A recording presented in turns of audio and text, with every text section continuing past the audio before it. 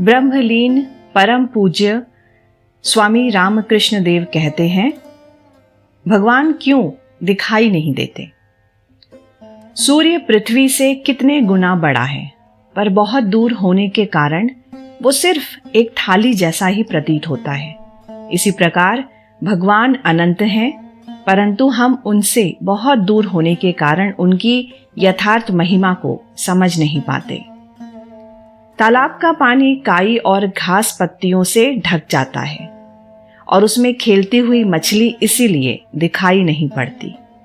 इसी भांति मनुष्य की दृष्टि माया के आवरण से आच्छन्न होने के कारण ही वो अपने हृदय में लीलायमान प्रभु को देख नहीं पाता। आनंदमयी जननी को हम क्यों देख नहीं पाते? ये बड़े घर की स्त्रियों की तरह चिक की ओट में रहती हैं। उनके भक्त संतान गण माया रूपी चिक के भीतर जाकर उनके दर्शन करते हैं। अंधेरे में गश्त लगाने वाला पहरेदार अपनी लालटेन के उजाले से सब कुछ देख लेता है, सबको देख सकता है, पर उसे कोई नहीं देख पाता। अगर वो स्वयं उस लालटेन का प्रकाश अपने पर डाले तो ही उसे देखा जा सकता है। इसी प्रकार भगवान भी सबको देखते हैं, परंतु उन्हें कोई नहीं देख पाता। पर यदि वे कृपा करके स्वयं को प्रकाशित करें तो ही मनुष्य उन्हें देख पाता है। भगवान और भक्त की बात करते हुए कहते हैं, जमींदार कितना भी रईस क्यों ना हो, पर जब कोई दीन प्रजा उसे प्रेम के साथ कोई सामान्य वस्तु भेंट देती है तो वह उसे आनंदपूर्वक स्वीकार करता है। इसी प्रकार यद्यपि ईश्वर अत्यंत महान और सर्वशक्तिमान है, तथापि वे मनुष्य की श्रद्धा पूर्वक दी हुई नगण्य भेंट को भी बड़े प्रेम से स्वीकार करते हैं, ग्रहण करते हैं। उन्हें पा लिया तो सब कुछ हो गया। संस्कृत ना सीखी तो क्या हुआ? उनकी कृपा पंडित मूर्ख सब संतानों पर है जो उन्हें पाने के लिए व्याकुल हैं। पिता का सब बच्चों पर समान स्नेह है। उनमें से एक दो जन ही बाबूजी कहकर पुकार सकते हैं, बाकी में कोई बा कहकर पुकारता है, कोई पा पूरा उच्चारण नहीं कर पाता। पर जो बाबूजी कहता है उस पर क्या पिता का प्यार ज्यादा होगा, और जो पा कहता है या बा कहता है उस पर कम? पिता जानता है कि बच्चा अभी बहुत छोटा है, साफ बाबूजी नहीं बोल पाता। बच्चे का स्वभाव ही है अपने को कीचड़ मिट्टी में सान लेना, पर माँ उसे गंदा नहीं रहने देती, नहला धुला देती है, साफ कर देती है। इसी तरह मनुष्य का स्वभाव ही है पाप करना, परंतु वो कितना भी पाप क्यों ना करे, भगवान उसके उद्धार का उपाय कर ही देते हैं। जिस प्रकार एक ही आलू को अपने रुचि के अनुसार उबालकर, तलकर, सूखी या रसेदार सब्जी बनाकर खाया जा सकता है, उसी प्रकार जगत कारण ईश्वर एक होते हुए भी उपासकों की रुचि के अनुसार भिन्न भिन्न रूपों में प्रकट होते हैं, ताकि सभी साधक उन्हें अपने प्रेमास्पद के रूप में पा सकें। किसी के लिए वे दयालु स्वामी या प्रेममय पिता हैं, तो किसी के लिए मधुर हासिनी माता, किसी के लिए सुहृत सखा, तो किसी के लिए प्रिय पति या आज्ञाकारी पुत्र। मछलियां कितनी भी दूर क्यों ना हो, अच्छा चारा फेंकते ही वे जैसे दौड़ आती हैं, वैसे ही भगवान भी श्रद्धा विश्वासवान भक्त के हृदय में शीघ्र ही आ प्रकट होते हैं। ईश्वर कोटि भक्त भगवान के अंतरंग निकट आत्मीय है। वे उनके संगी साथी लीला सहचर हैं। जीव कोटि भक्त बहिरंग हैं। सूर्य की किरणें सर्वत्र समान रूप से पड़ने पर भी जल में, दर्पण में तथा अन्य स्वच्छ वस्तुओं पर उनका प्रकाश अधिक दिखाई देता है। इसी प्रकार ईश्वर का प्रकाश सबके हृदय में समान होने पर भी साधु महात्माओं के शुद्ध हृदय में वो अधिक उज्जवल रूप से प्रकाशित होता है। दीपक का स्वभाव है प्रकाश देना, पर उस प्रकाश में कोई रसोई बनाता है, कोई जाली करवाता है, तो कोई भागवत पाठ करवाता है। परंतु प्रकाश इन सब गुण दोषों से निर्लिप्त है। इसी प्रकार कोई तो भगवान का नाम लेकर मुक्ति के लिए प्रयत्न करता है और कोई उसी नाम का पाखंड रचकर चोरी ठगबाजी करता है, परंतु भगवान इन सब से अलिप्त हैं। भागवत, भक्त, भगवान तीनों एक ही हैं। यथार्थ प्रेमी भक्त ईश्वर को किस दृष्टि से देखता है? वो ईश्वर को अत्यंत निकट आत्मीय की तरह देखता है, जैसे व्रज की गोपियां श्री कृष्ण को जगन्नाथ के रूप में नहीं देखती थीं, वे तो उन्हें गोपीनाथ के रूप में देखा करती थीं। ईश्वर को मां कहकर पुकारते हुए भक्त इतना आनंद मग्न क्यों हो जाता है? क्योंकि बालक मां के ही निकट सबसे अधिक स्वच्छंद रहता है, मां के ही ऊपर उसका सबसे अधिक जोर चलता है। ज्वर विकार में मारे प्यास के रोगी को लगता है कि वो पूरा समुद्र ही पी जाएगा, पर जब बुखार उतर जाता है तो एक गिलास पानी से ही उसकी प्यास बुझ जाती है। माया के विकार में मनुष्य को अपनी क्षुद्रता का होश ना रहने के कारण उसे लगता है कि वो अंत स्वरूप ईश्वर को अपने हृदय में खींच लाएगा, परंतु जब उसका मोह भ्रम दूर हो जाता है तब ईश्वर की ज्योत एक ही किरण से उसका हृदय दिव्य आनंद से परिपूर्ण हो जाता है। कलवार की दुकान में बहुत शराब रहती है, पर कोई आधी बोतल तो कोई 1 या 2 बोतल पीकर ही मस्त हो जाता है। इसी प्रकार भगवान तो अपार आनंद के सागर हैं, परंतु भक्तगण थोड़ी बहुत मात्रा में उस आनंद का उपभोग कर तृप्त हो जाते हैं। भगवान मानो चीनी के पर्वत हैं और भक्तगण चींटियां। छोटी चींटी चीनी के पर्वत में से एक छोटा कण ले जाती है और बड़ी चींटी बहुत बड़ा कण, परंतु पर्वत जैसा का वैसा ही बना रहता है। इसी प्रकार भक्तगण भी अनंत भावमय भगवान का एक एक भाव पाकर ही परिपूर्ण हो जाते हैं। संपूर्ण भावों को कोई ग्रहण नहीं कर पाता। ब्रह्म समुद्र की हवा लगने पर मनुष्य पिघल जाता है। इसका कहने का तात्पर्य है कि उसका अहम भाव, अहंकार नष्ट हो जाता है। वो हवा खाकर सनक, सनातन और प्राचीन ऋषि पूरे पिघल गए। नारद दूर से ही ब्रह्म सागर के दर्शन कर अपना अस्तित्व खो बैठे और हरि गुणगान गाते हुए उन्मुक्त की तरह पृथ्वी का पर्यटन करने लगे। शुकदेव ने तट पर जा 3 बार जल का स्पर्श किया और ब्रह्म भाव में विभोर हो जड़वत विचरण करने लगे। जगत गुरु महादेव उसमें से 3 चुल्लू जल पी शव की तरह निश्चल पड़े रहे। ऐसे ब्रह्म समुद्र के स्वरूप की भला कौन था पाए? श्री रामकृष्ण ने केशव चंद्र सेन से कहा था, ब्राह्म समाज के लोग ईश्वर की इतनी महिमा क्यों गाया करते हैं? हे ईश्वर, तुमने चंद्र बनाया, सूर्य बनाया, नक्षत्र तारे बनाए, इन सब बातों की इतनी क्या आवश्यकता? अधिकांश लोग बगीचे की ही प्रशंसा करते हैं, पर बगीचे के मालिक से कितने लोग मिलना चाहते हैं भला? बगीचा बड़ा है कि मालिक? मालिक ही सत्य है, बगीचा मिथ्या। शराब पी चुकने पर कलवार की दुकान में कितने मन शराब है उसके हिसाब से हमें क्या मतलब? हमारा तो एक ही बोतल से काम हो जाता है। नरेंद्र को देखकर ही मुझे आनंद होता है। उससे मैंने कभी नहीं पूछा कि तेरे पिता का नाम क्या है, तेरे पिता के कितने मकान हैं। क्यों? ऐसा क्यों जानते हो? मनुष्य स्वयं ऐश्वर्य का आदर करता है, इसलिए वह सोचता है कि ईश्वर भी ऐश्वर्य का आदर करते हैं। सोचता है कि उनके ऐश्वर्य की प्रशंसा करने पर वे खुश होंगे। जिस प्रकार सरल बालक रुपया पैसा सब छोड़ गुड़िया को उठा लेता है, उसी प्रकार विश्वासवान भक्त भी संसार का सब धन मान आदि छोड़कर ईश्वर को ही ग्रहण करता है। दूसरा कोई ऐसा नहीं कर पाता। जो सच्चा भक्त होता है वो अपना 12 आना मन ईश्वर पर रखकर 4 आना संसार की ओर देता है।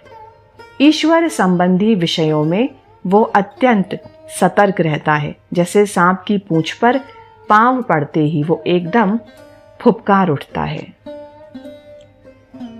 एक सुप्रसिद्ध ब्राह्म प्रचारक ने किसी समय श्री रामकृष्ण के बारे में कहा था कि एक ही विषय का अत्यधिक चिंतन करते रहने के फल स्वरूप कई पाश्चात्य विचारकों को जिस प्रकार मस्तिष्क का विकार हो गया, उसी प्रकार का मस्तिष्क विकार इन्हें भी हो गया है।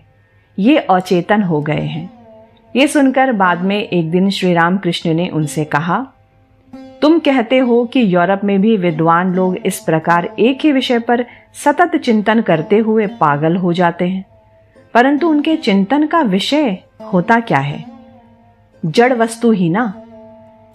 यदि सदा जड़ का विचार करते हुए मनुष्य जड़ बुद्धि बन जाए तो इसमें आश्चर्य ही क्या है?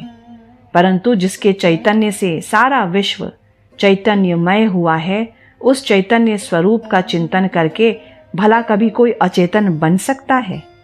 क्या तुम्हारी पोथियों में यही लिखा है? ईश्वर के प्रेम के समंदर में डूब जाओ।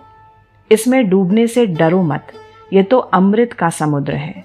मैंने एक बार नरेंद्र से कहा, ईश्वर रस के सागर हैं, क्या तुझे इस रस के समंदर में डुबकी लगाने की इच्छा नहीं होती? अच्छा, ऐसे सोच कि एक कटोरे में रस भरा है और तू मक्खी बना है, अब तू कहाँ बैठकर रस पिएगा? नरेंद्र ने कहा, मैं कटोरे की किनार पर बैठकर मुंह बढ़ाकर रस पी लूंगा, क्योंकि ज्यादा आगे बढ़ने पर उसमें मैं डूब मरूंगा। तब मैं बोला, बेटा, सच्चिदानंद समुद्र में मरने का भय नहीं है, वह तो अमृत का सागर है। उसमें डूबने से मनुष्य मरता नहीं, अमर हो जाता है। ईश्वर के प्रेम में मत्त होने से मनुष्य पागल नहीं हो सकता। भगवान कैसे प्रकट होते हैं? किसी घर के छप्पर में एक छोटी सी दरार है, उसमें से घर में प्रकाश आता है। उस घर में रहने वालों को उतना ही प्रकाश मिलता है जिसके छप्पर में बहुत सी दरारें हैं, और उसे और भी अधिक प्रकाश मिल पाएगा। फिर खिड़कियां और दरवाजे खोल देने पर और भी प्रकाश मिलता है, परंतु जो मैदान में खड़ा है उसे सब ओर से प्रकाश ही प्रकाश मिलता है। इसी प्रकार ईश्वर भी मनुष्य की मानसिक अवस्था के अनुसार उसके सम्मुख अपना स्वरूप प्रकाशित करता है। उस विराट पुरुष के जो जितने निकट आता है, उसे उसके उतने ही नए नए भाव दिखाई देते हैं। अंत में वह उसका पूर्ण ज्ञान प्राप्त कर उसके साथ मिलकर एक हो जाता है। भगवान धन की परवाह नहीं करते। क्या भगवान धन ऐश्वर्य के वश में हैं? नहीं, वे तो भक्ति के वश में हैं। वे रुपया नहीं चाहते, भाव, भक्ति, प्रेम, विवेक, वैराग्य, यही सब चाहते हैं बस। एक बार शंभु मल्लिक ने मुझसे कहा, अब तो यही आशीर्वाद दीजिए कि जिससे यह सारा ऐश्वर्य जगदम्बा के पाद पद्मों में अर्पण करके मर सकूं। मैंने कहा, ये तुम क्या कहते हो? ये तुम्हारे लिए ही ऐश्वर्य है, ये ऐश्वर्य तुम्हारे ही लिए है।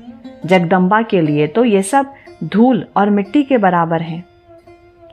जब रानी रास मणि के देवालय से विष्णु के गहने चुरा लिए गए थे, तब मथुर बाबू और श्री रामकृष्ण दोनों देखने गए कि मामला है क्या। मंदिर में जाकर मथुर बाबू ने कहा, चलो ठाकुर जी, तुम किसी काम के नहीं, तुम्हारी देह से चोर सब गहने निकाल कर ले गए और तुम कुछ कर भी ना सके। ये सुनकर श्री रामकृष्ण देव ने उनसे कहा, ये तुम्हारी कैसी बुद्धि है? स्वयं लक्ष्मी जिनके चरणों की दासी हैं, उन्हें क्या ऐश्वर्य की कमी है? यह जेवर तुम्हारे ही लिए बड़ी भारी वस्तु है, पर ईश्वर के लिए तो ये मिट्टी के ढेले भर ही है। भगवत कृपा और पुरुषार्थ की यदि बात करें तो श्री रामकृष्ण देव कहते हैं, ये नहीं कि भगवान हमें भोजन देते हैं इसलिए वे दयामय हैं। पिता अपनी संतान को भोजन तो देगा ही, वास्तव में वे इसलिए दयामय हैं कि वे हमें कुपथ में जाने से बचाते हैं, मोह या प्रलोभन से हमारी रक्षा करते हैं। प्रश्न, किस प्रकार के कर्म से हम ईश्वर को पा सकते हैं? उत्तर, मनुष्य उन्हें अमुक कर्म से पा सकता है, अमुक से नहीं, ऐसी बात नहीं। उनकी प्राप्ति होना उन्हीं की कृपा पर निर्भर है, पर उनकी कृपा के लिए व्याकुल होकर कुछ कर्म करते रहना चाहिए। उनकी कृपा से सुयोग मिल जाता है, अनुकूलता हो जाती है। कभी ऐसा हो जाता है कि भाई ने संसार का कुल भार ले लिया, तुम निश्चिंत हो गए। स्त्री विद्या शक्ति धार्मिक निकली, उसकी ओर से कोई बाधा ना रही, या विवाह ही नहीं हुआ। इस तरह से संसार में फंसना ही ना पड़ा। इस प्रकार सुयोग के मिलने पर काम बन जाता है। दिया सलाई की एक लकड़ी के जलते ही हजारों साल का अंधकार भी उसी क्षण दूर हो जाता है।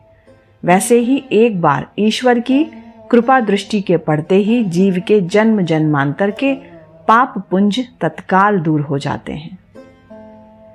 कुछ मछलियों में बहुत अधिक कांटे होते हैं और कुछ में एक ही कांटा होता है, पर मछली खाने वाला खाते समय सभी कांटों को निकाल फेंकता है। इसी तरह कुछ लोगों में अत्यधिक पाप होते हैं तो कुछ एक में एक आधी होते हैं, परंतु ईश्वर की कृपा होने पर सभी के पाप दूर हो जाते हैं। एक भक्त बहुत जप किया करता था। श्री रामकृष्ण ने उससे कहा, तुम एक ही जगह क्यों अड़े हो, आगे बढ़ो। इस पर भक्त ने कहा, यह तो उनकी कृपा के बिना नहीं हो सकता। तब श्री रामकृष्ण कहते हैं, उनका कृपा रूपी पवन तो दिन रात बह ही रहा है। भवसागर पार करना हो तो अपनी नाव का पाल तान दो। भगवत कृपा का पवन सदा बह रहा है। आलसी लोग उसका सदुपयोग नहीं करते, परंतु जो उद्यमशील होते हैं वे अपनी नौका का पाल फहरा देकर आसानी से पार हो जाते हैं। क्या एकाएक कुछ भी नहीं होता? साधारणतया किसी भी विषय में सिद्ध होना हो तो उसके लिए पहले काफी साधना करनी पड़ती है। कोई एक ही दिन में द्वारिक मित्र की तरह हाईकोर्ट का जज नहीं बन जाता। बहुत बड़ी मेहनत करने के बाद ही द्वारिक मित्र की तरह जज बना जा सकता है, नहीं तो बिना वेतन के वकील ही बने रहना पड़ता है। जैसे यदा कदा ईश्वर की कृपा से एकाएक भी सिद्धि मिल जाती है, जैसे मूर्ख शिरोमणि होकर भी कालिदास देवी सरस्वती की कृपा से एकदम महाकवि बन गए। एक गृहस्थ भक्त कहते हैं, महाराज हमने सुना है कि आप ईश्वर दर्शन करते रहते हैं, तो हमें भी करा दीजिए। उनके दर्शन कैसे हों? श्री रामकृष्ण कहते हैं, सब कुछ ईश्वर की इच्छा के अधीन है, परंतु कर्म चाहिए तब ईश्वर दर्शन होते हैं। केवल ईश्वर हैं कहकर बैठे रहने से कुछ नहीं होगा। तालाब में बहुत सी मछलियां हैं, परंतु मछलियां हैं कहकर केवल बैठे रहने से क्या कहीं मछली पकड़ी जा सकती है? बंसी डोर ले आओ, पानी में चारा डालो, धीरे धीरे गहरे पानी में से मछलियां निकल कर चारे के पास आएंगी, तब तो तुम उन्हें पकड़ सकोगे ना। यह भी खूब है, ईश्वर से मिला दो और आप चुपचाप बैठे रहेंगे। दही जमाकर उसे मथ कर मक्खन निकालकर उनके मुंह तक पहुंचाया जाए, मछली पकड़कर हाथ में रख दी जाए, अच्छी भला है। बीच समुद्र में जहाज के मस्तूल पर बैठा हुआ पंछी उकता कर नई जगह जाने के लिए एक एक करके पूर्व पश्चिम उत्तर दक्षिण सभी ओर उड़ जाता है, पर पानी के सिवाय कहीं कुछ नहीं दिखाई पड़ता।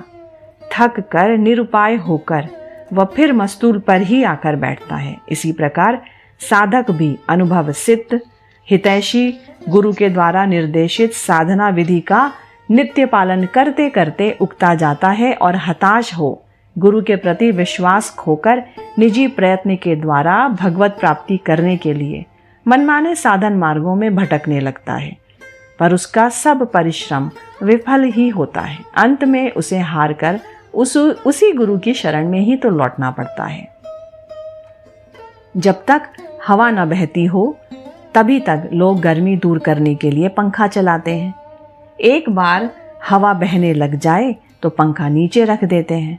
साधना में भी जब तक ईश्वरीय सहायता ना मिले तब तक साधक को स्वयं मेहनत करनी पड़ती है। ईश्वर की कृपा हो जाने पर फिर मेहनत नहीं करनी पड़ती। हवा बहने लगे तो पंखे की जरूरत नहीं रह जाती। ईश्वर की कृपा हो जाए तो साधन भजन की आवश्यकता नहीं रह जाती।